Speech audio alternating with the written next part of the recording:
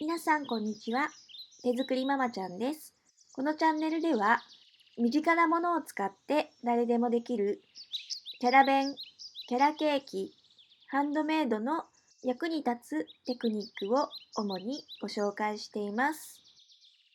今後も簡単かわいいをテーマに役立つ動画をたくさんアップしていきますので、ぜひチャンネル登録お願いします。今日は鬼滅の刃、禰豆子の人形を作ります。型紙や定規を使わずに直感的に作る方法です。最後までご覧ください。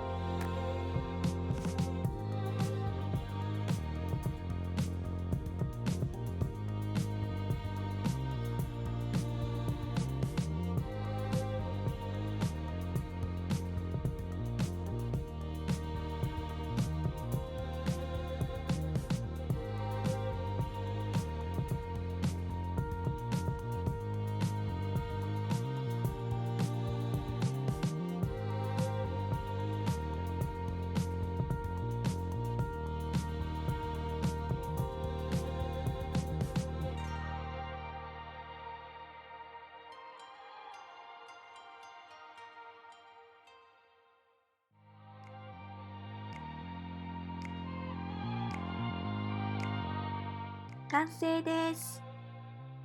ピンクの瞳がかわいいねずこのお人形です。善逸が喜びそうですね。ぜひチャレンジしてみてください。最後までご視聴ありがとうございました。また次の動画でお会いしましょう。チャンネル登録もお待ちしてます。バイバイ。